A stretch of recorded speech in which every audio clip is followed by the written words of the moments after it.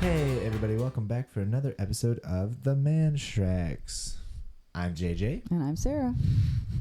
Alright, so I don't actually have any housekeeping this week. I did want to say shout out to a few people who said hi on Twitter. Lots of congratulations. We mentioned that we were pregnant last episode. We are pregnant? What? Okay. Are you pregnant too? I am not. Is this a seahorse situation? I do nothing. No, Wow. I just get to watch and cheer. So baby 5 is coming, and we mentioned that last week, and a few people hadn't realized. Most people I think knew, but there were one or two who were like, baby 5, wow, that's so exciting. So anyways, thank you for your wonderful well wishes. We appreciate it. And are you ready for the news desk? Sure. Yeah. Let's go. Here, I'll go first. Okay, neighbors call the cops on a kid trying to mow yards to save money for a PS5.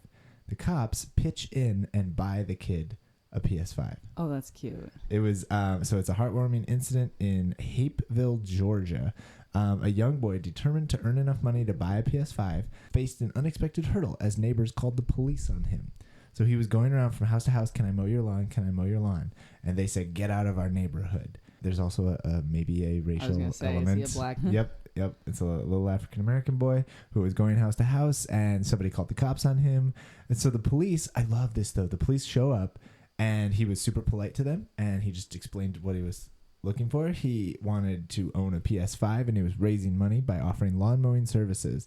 The neighbors wanted the juvenile removed from the area. They called the police. So Officer Colleran made contact with the boy. He explained that he was in the area because he wanted to do yard work, pulling weeds, cutting grass, trimming hedges.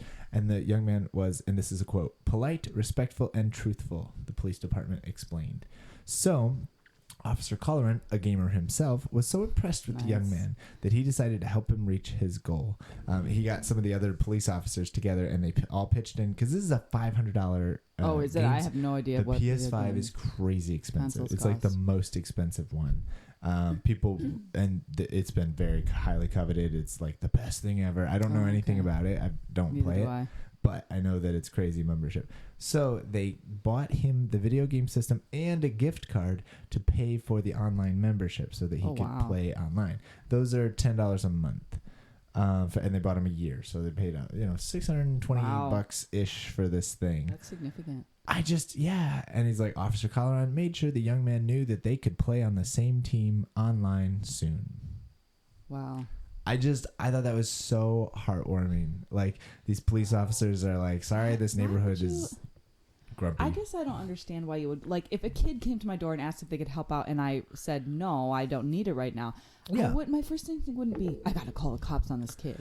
I just think it's right in the same vein as the people who shut down the little girl who has a lemonade stand because it's not a legal thing. And it's like, come on. These are children. Yeah. And he's short. I don't know how old he is, but he comes up to the officer's shoulder. It doesn't matter. It's a child. Like, even teenagers. Like, why are we calling cops on people? Why are we discouraging children from working to earn money? Like, I think that... Yeah, that's literally the most admirable thing. That's like an old school way of doing it, too. To, like, go door to door and be like, can I cut your yard? Can I cut your yard? Can I cut your yard? Like, that's so sweet. And maybe I'm also one of those people that would feel guilty and be like, me, I gotta find something for him to do. I want to give him. Yeah, could you pull some of these weeds out in the front for $5 and I'll give you some money? Like, do you remember when those kids from our church came over and they were like, hey, we'll pick up your dog poop in your backyard? And I was like, I mean, that's really gross, but I'll give you $10 if you want to do it today. Well, and it was like that's something we can do ourselves, but you just want to support They wanted to kids. save money to go on their vacation, and I was like, I don't have a problem with that. I love it. I think it's just a great thing, and I don't know. So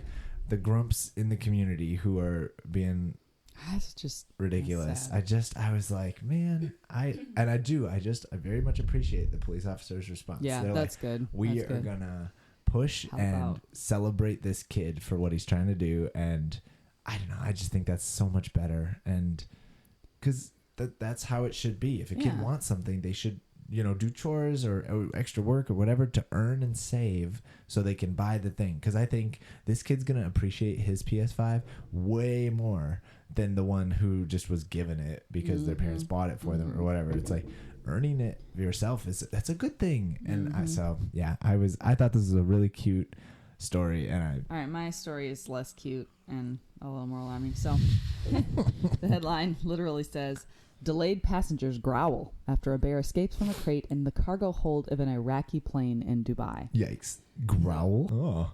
I mean, bear out of crate is scary enough. It's like there's not the barrier between me and you, bear. So apparently there's an investigation ongoing about how a bear escaped from its crate in the cargo hold of an Iraqi aircraft as it was trying to depart from the Dubai airport, leaving passengers disgruntled over delay and causing a stir on social media. What is taking so long? Sir, there's a bear. Well, and it says the Iraqi Airways claim it wasn't to blame for the bear's escape, and the crew worked with authorities who dispatched specialists to sedate the animal and remove it from the plane. But apparently the bear was in the cargo hold of a passenger plane. It says, so here's the thing. I was reading this later, and it says, keeping predatory animals as pets in Iraq, especially in Baghdad, has become very popular among the wealthy. This could very well have been someone's pet wild bear, like that they're transporting. I feel like that's something them. like a Bond villain would do, It's or something, you know? Weird, like fabulously wealthy. So I have a panther. Yeah, like it says the aircraft was an hour late for its trip to Baghdad, and the passengers were asked to disembark until the issue was resolved. Dubai International Airport is the world's busiest for international travel. The bear was being transported to the Iraqi capital. No one is and people are declining to name the animal's owner to maintain anonymity. Probably a wealthy person. Yep. Authorities are struggling to enforce legal provisions to protect wild animals in situations like this. Well, yeah, they're trying to assist. It says local police are trying to assist authorities in preventing animals from being let loose on the city streets or ending up as exotic meals in restaurants. Oh. So when people decide they're done, they just let them loose. Like, this is not cool. Ridiculous. Like, I can't imagine being like, oh, I gotta transport my pet bear. Like, yeah, that's super weird. The bear, like, first of all, who at the airline okayed this to be put into the passenger plane cargo hold? Yeah, like, put it in a cargo plane. Oh, they got a bear. Okay, yeah, we'll put that down where the dogs go. What? You're doing the what now? But then there's the... Wow, that's it. So it sounds like it got out of the cage. It didn't destroy the cage. No, right? it just escaped the cage, yeah. But then, like, is it so stereotypical that, like, we just watched Aladdin, was it a couple nights ago with the boys for a family movie night, and she has... What's it? A tiger. Raja, right? Like, yeah, she has a tiger, and I'm like, oh, well, that fits, you know? And it is very decadent to own but I've always understood, like... But why would you... It could kill everyone. Like, this is super dangerous, you know? And, like, I know you think it's cute, but eventually it grows up, and then its instincts and hormones kick in, and it does the adult predator thing, and... I just can't wrap my mind around why it would be transported on a passenger airplane at the busiest airport in the world. Like, why? Bad idea. Apparently. You're good. So I have another story about a bear. Chinese zoo forced to deny that a bear is a human in a costume. Yeah, I gotta hear this. They have a zoo in China. Let's see. So people took this video, and zoo goers can barely believe it's painful. real. Oh, that's bad. So there were some videos that went viral. This bear, it stands up on its hind legs and like puts its hips forward in kind of a weird way, and it waves in a very unnatural wrist motion for a bear. Like, the waving is weird. How would bears wave? And so it goes viral, and so it, like, people are like, that is so human-like. It must be a human in a costume. And it really watching. These are mascots for this zoo. These are just humans in mascot costumes.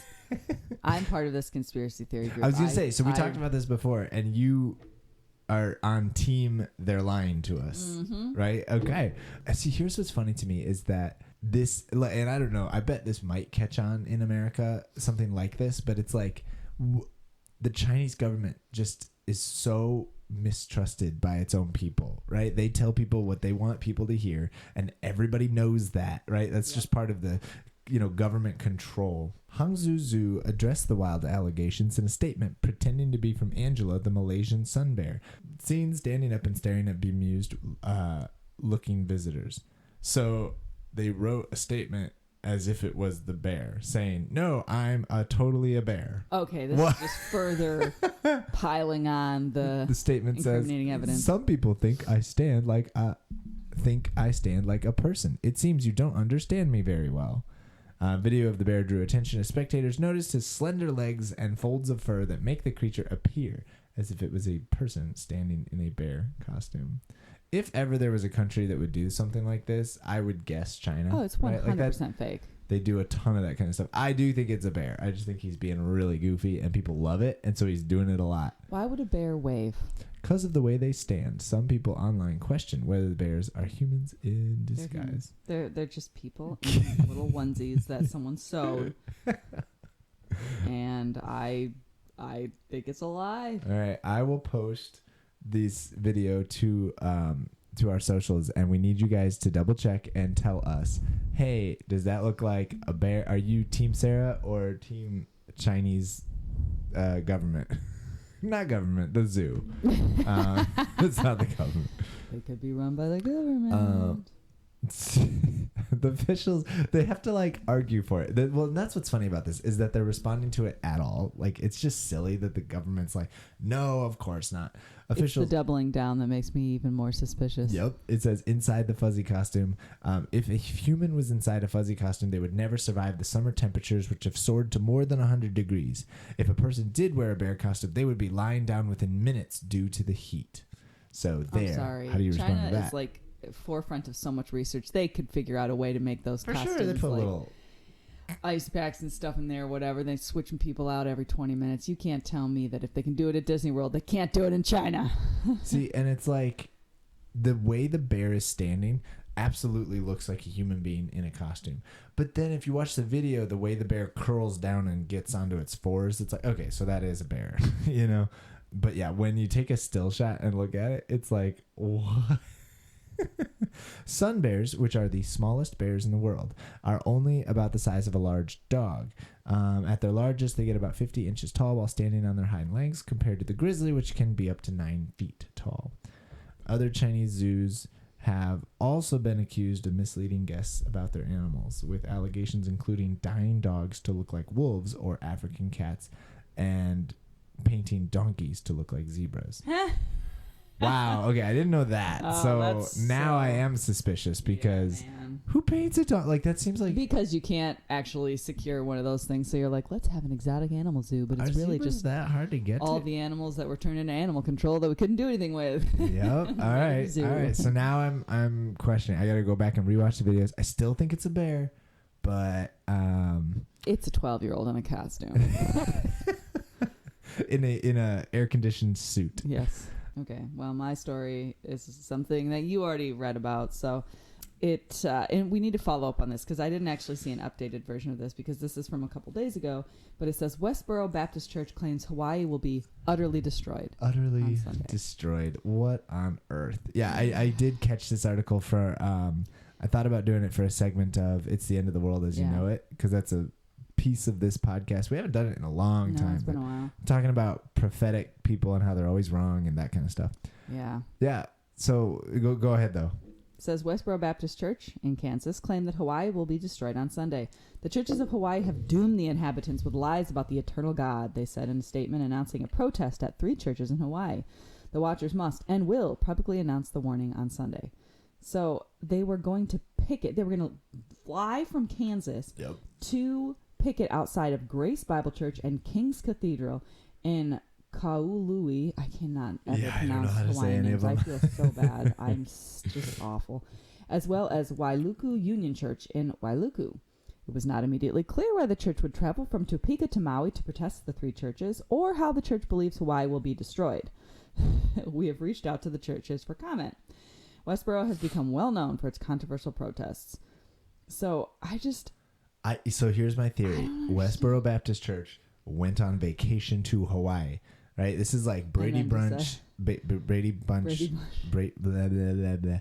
That, you know, they did like a Hawaii episode or whatever, and it was like, we're all flying, we have to make up some reason to go there, you know. And then what was it? Like Boy Meets World did a Disney episode, and it's like they needed a reason to go there. So they're like, we're bringing everybody. We got to make up a little plot to go around the fact that we took the whole cast to Disney World, right? Like, and that's what's going on here. Never go to Hawaii. It's summertime. That sinful state. We're going to Hawaii. We're going to have some fun. Oh, I guess we should not have fun because that's what we're all about. So let's find a couple churches out there while we're there. Because it was like, the article was like, we can't figure out why they went to Maui. I'll explain. It's called vacation. They wanted to go see some beaches, and they figure while they're there, they'll attract some attention, because I'm betting the attention pays for the trip, you know? I don't understand. Well, and so the prediction came this past Sunday. So my curiosity is, okay, but what's the timeline, right? They will be utterly destroyed when like, because if they don't give us a timeline, then it's just not even a real thing. Also, I have not paid attention to Westboro Baptist Church in a long time. For those who don't know, these people they're really, really awful, and I don't believe that they maybe are actually Christian. They believe that God is only hateful and vengeful and is going to enact his wrath on people. And they do really, really nasty public stunts that are very eye-catching. They get in the news all the time, but it's really awful, some of the things that they say and do to get attention. And so, and what do they accomplish except for just being hated? Hated and just. And they consider that a win because of that one part where it's like, if you're hated for your faith, and they're like, we're hated for our faith, and it's like, no. Lots of people love Christians. You are hated because of the really, really awful things that you're screaming at grieving people, because they like picket funerals and stuff, and it's really awful. So they haven't been in the news in a while. And my guess is they all went on vacation to Hawaii, because it's like a really small church. It's not like a large group of people. No. But when they go to places. And yeah, so I'm curious if they gave a timeline, because I don't know how often they predict destruction of stuff. They scream at people about how God's wrath will come a lot. But this sounded like an actual, almost like a prediction, like you will be destroyed. And it's like, when? what are you doing? You know? I don't understand. I don't get it. Mm-hmm. Well, and I'm looking at the internet right now. I'm like Googling this, and it looks like this is not the first time that the Westboro Baptist Church has been upset about Oahu churches. Oh, really? So they apparently they have a problem. This is a story from 2008. I'm going to hold to my theory that they go to vacation in Hawaii every now and then, and when they get there, they have to hate somebody, so they found a church that's like up the road from their hotel, and they go and they picket this church. We're mad. We're on vacation, but we got to picket somewhere, so let's choose this church. This is what we do as a family to draw us closer together. So, wow. Yeah, that's a big old mess. It's just, that's messy. Anyways, that was a special segment. It is. It's just weird. Are you ready for sponsor of your life? Yes, I am.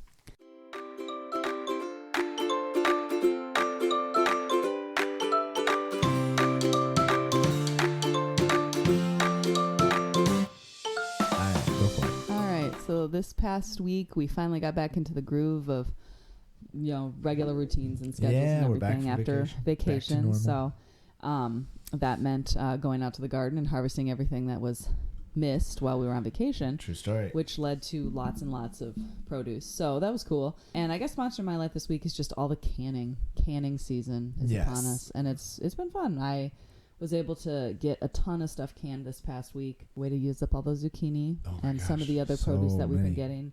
Haven't canned any salsa yet, but probably we'll make a couple jars of salsa with all. You made the one jar. Tomatoes. It was good. Yeah, I just did that to eat fresh because it was because we ate it so fast. I knew it wasn't gonna last. So yeah, just canning season. It's a good thing. That's awesome. It's new to our world. I've only done it like a few years, right? Like. We used to do it when I was growing up, so it's something I'm familiar with. I never did it. No. Yeah, we used to can a lot of stuff. My mom would make salsa. Cool. And then we do, applesauce and stuff like that. So nice. I'm familiar with canning. It's just I have never had a garden with enough produce to can until, I did my first garden 2 years ago, and I did some canning, and then last year. I was able to do a lot of stuff, but this year I've really gotten better about actually canning everything before it starts to turn if we don't eat it first. So for sure. Let's see. So like we were talking about, it's been kind of a normal week. We haven't had a ton of like new experiences or whatever. So I guess I would say Sponsor My Life. It's a weird thing, but so two things. One, we watched Guardians of the Galaxy 3, came up on Disney Plus, and it was like, oh, fun, and we hadn't seen that in a long time, and that was at all ever. And so it was a nice installment of the show or the trilogy or whatever, and so that was series, good. yeah. But then right after that, it was like flipping through, and I was like, whoa, Home Improvement is on Disney Plus, and this is like classic 90s. And so I haven't seen the show in years, so we just started watching like the first episodes, and it's like just quintessential 90s living, you know, the outfits, and it's like, remember that type of clothing, remember that type of thing, remember when that was popular, and it's been kind of this fun blast from the past sort of flashback sort of thing. So yeah, I would say Home Improvement is just Sponsor My Life lately. It was a fun show. Loved watching it as a kid, and now it's like, look at this. You know, it's just fun. So it was. It's a goofy thing, but honestly, it's just been sort of a normal week. There hasn't been a ton of like stuff. So it's been kind of nice, actually. Yeah, I'm not complaining. But Home Improvement, Sponsor My Life today. Nice. All right, you ready for our game? Yes, okay. I will become ready for our game. Okay, so this is a brand new segment called, I don't really have a good name for it. I'm just going to call it Pureflix Puns or Punny Pureflix or something like that. So the way this game works is I have a Pureflix subscription. I actually signed up for the 7-day Pureflix subscription so that we could play this game. But the way it works is, there's two different directions, and I don't know which one will be more fun. So I have movie titles and descriptions that are actually from Pureflix. For those who don't know, Pureflix is like kind of like a Netflix for Christians, right? Okay. It's family friendly content. Now, before we dive in, the way the game will work is I will either read you the description, in which you have to make up a name for it, or I will read you the title and you have to guess at the plot. Okay, so that's the game. But before we dive into it, let's just talk about Christian film and movies and TVs and productions and stuff in general. You and I are fairly anti-Christian media. Is that anti-Christian media? It's just sometimes the content is lacking, and the didactic nature of the content ends up just outshining the value of the movie in itself. Like but see, here's the thing. I am not a big Hallmark movie person. I'm not a big, Lifetime movie person. I don't like those kinds of movies, but I'm very picky about my movies. Yeah. If it's a Muppet movie or a musical, I'm pretty good. Maybe some Disney movies are okay. I'm very picky about my movies. You are. So far more than I. I watched everything. You watch garbage. I sit and watch. Like, we watched Guardians of the Galaxy because you wanted to watch Guardians of the Galaxy, but I wouldn't say that it was anything that I was like super into. You were like, I really want to watch this. Yeah. So anyways. Yeah, my issue with Christian films is that when we were growing up, there was this sense, and actually it was sort of across the Christian world, that like, if you're Christian, you're on our team, then we will support you, whether it's good or bad, right? Like if someone performs a solo in church, even if it sounds really bad, you would tell the person that was so lovely, right? Yeah.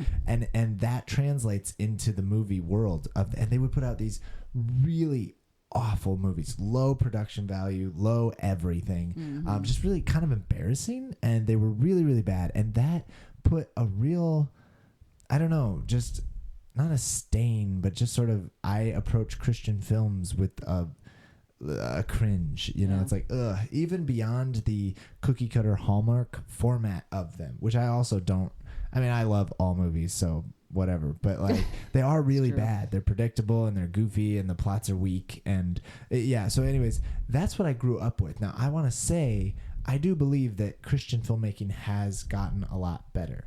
I think after a generation of really bad films that were terrible quality and only Christians bought them, they have realized, like, you know, it's more honoring to God to create high quality stuff. So there have been a slew of better quality Christian movies that have come out. They've even become a little bit more mainstream. Most recently, there was that Sound of Freedom movie, which is still out in the theaters, I think. And then They tried with like the God's Not Dead movies, but those were pretty bad plot wise. Just very predictable and cookie cutter. And then that Chosen TV show is also a big deal. And that one has gotten a lot of critical acclaim for its depictions, and yet it's still been very faithful and all that. So, but anyways, so yeah, this is almost like Pureflix. If you're looking at it, it's like a Hallmark Channel thing. But these movie titles and credits are just amazing. Okay. So, are you ready? Yes. Okay, so this one, I'm so excited about this one. It's just ridiculous. I don't. It's not humanly possible for you to guess this title. Okay. Right? So you just have to make up a title for me, okay? Okay, I'm ready. Or do you want the title and you want to make up a plot? No. Okay. Go ahead. A grief-stricken therapist is determined to help a suicidal teen, but to help him, she must trust God with her own pain and let go of her guilt. Okay. So if I had to guess, it's a therapist, a woman who's taking care of a suicidal teen, and maybe there's a romantic element, like she has lost her family and she's finding love again. Okay. Or something. Healing Truth. Oh, I love that. That's way better. I don't know. This is the quirkiest title I've ever heard. It's someone's name or something, nope, isn't it? It's God and Salsa. What?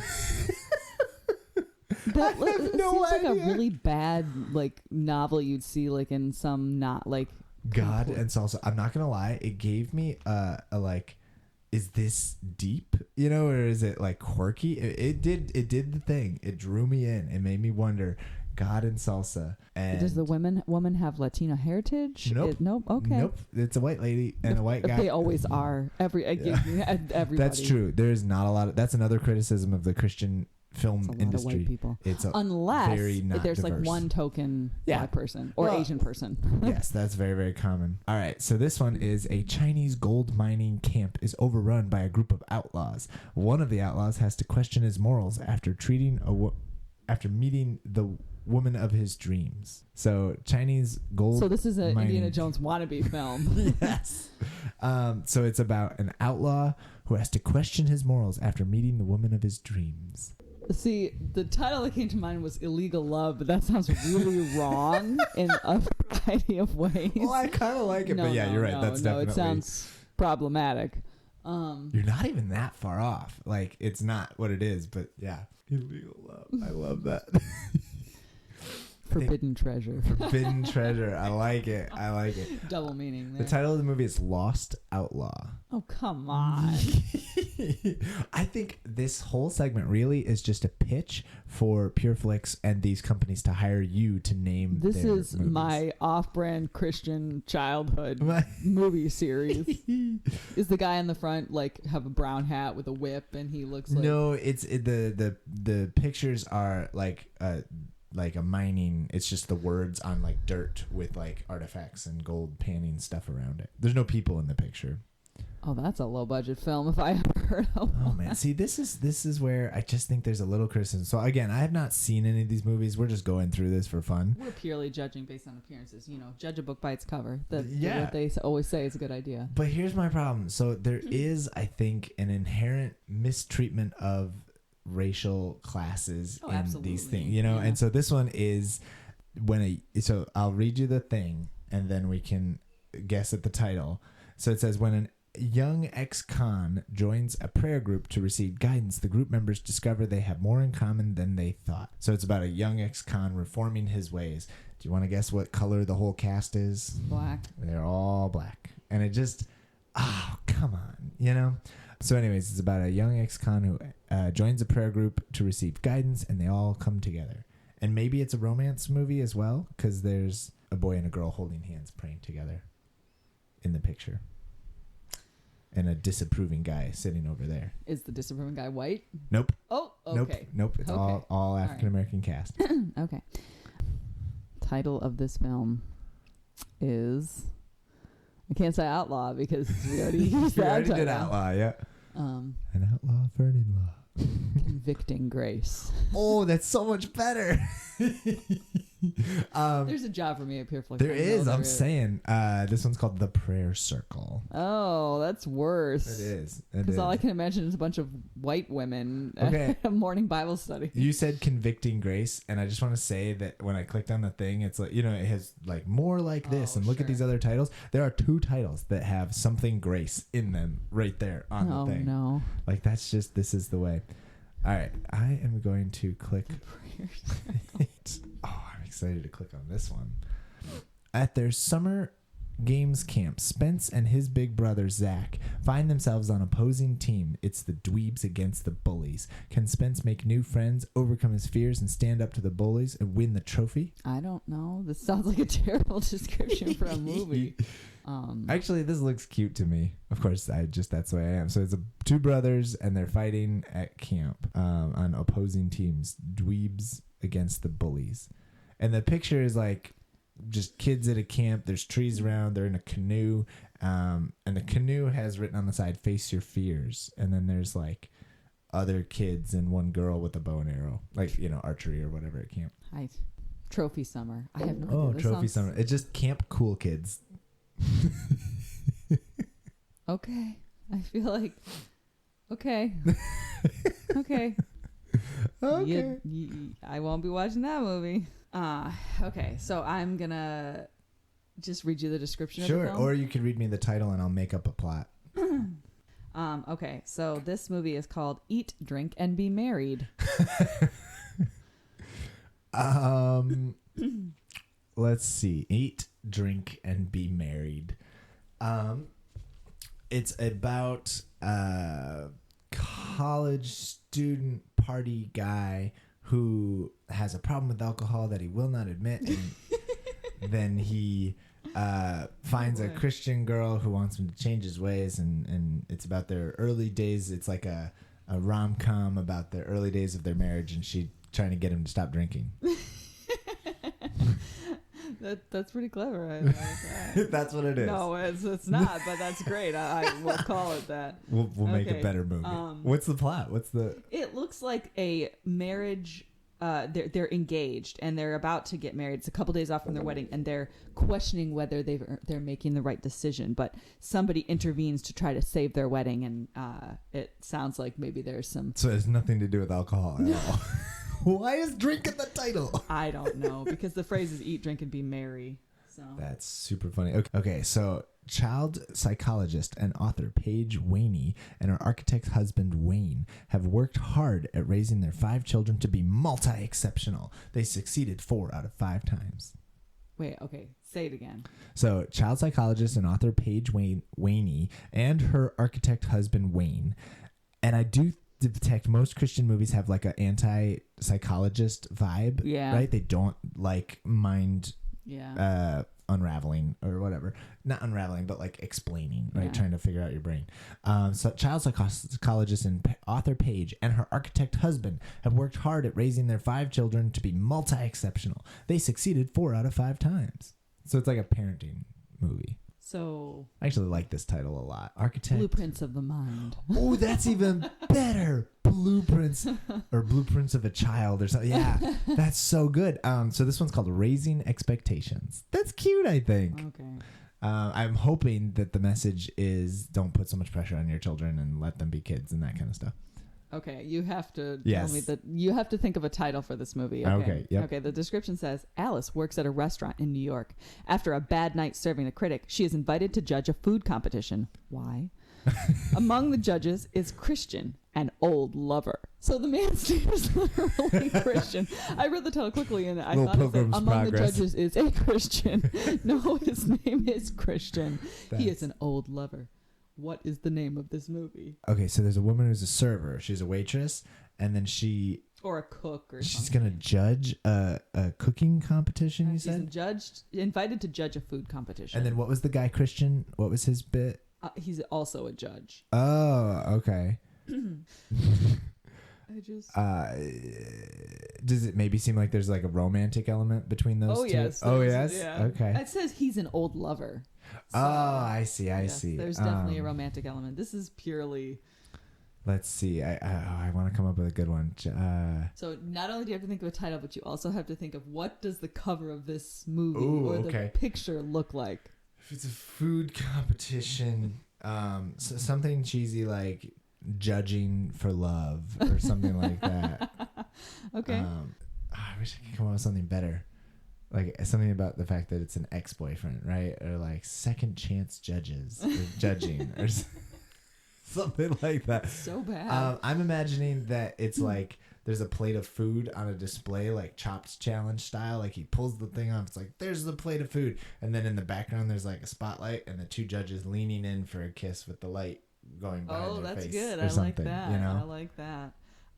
Or them sitting at the judging table and looking disapprovingly at each other. Because they're not going to do the kiss moment on the cover of the movie, right? Absolutely they got to do the kiss moment in the film, which is why they want you to watch it. They got to be mad at each other, so they're gonna do like the back-to-back chef shoulder thing. Like they're back to back and they're looking grumpy over their shoulders at each other. Oh, that was really good. They're not looking grumpy, but they are back to back. Yes.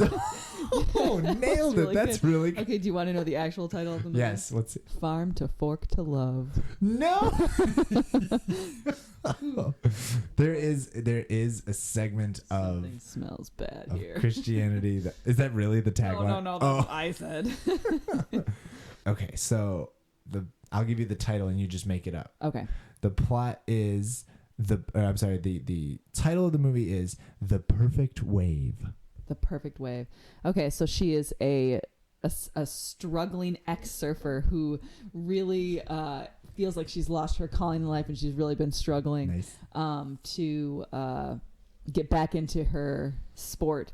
And she meets the perfect guy who's going to help her find her way. And he's a Christian, and she's gonna find the perfect wave now that she's found the perfect love. Oh wow, that's beautiful. The Perfect Wave. The subtitle is A Surfer's Glimpse into Eternity, and it's an inspiring surfer an inspiring true story. Of course, when a surfer is pronounced dead after an accident, he's faced with a choice: remain in the eternal afterlife or return and share his experience with the world. So it's Heaven is for Real. Heaven is for Real type surfer style. Yeah, surfer style. But there is a girl on like giving piggyback ride with a wave on the cover. So there's definitely a love element. Of course, there has to be. Heaven is for Real. I like your story way better. Thank you guys so much for letting us just be goofy and have a ton of fun on this podcast. I think this is a fun game of just poking fun at goofy movies. We could do this with anything, not even just Christian stuff. Although I bet Hallmark Channel would be another one that would be super fun to like. Pureflix Puns. All right. Let's see. Thanks so much to Music Town for the use of our theme song and all that stuff. Check out our socials. New episodes drop every Friday. Like, review, share, tell everybody about our wonderful little podcast. Yeah. I think that covers all the announcements, right? You ready for Mom Joke of the Week? Yes. Okay. So what do you get when you cross a fish and an elephant?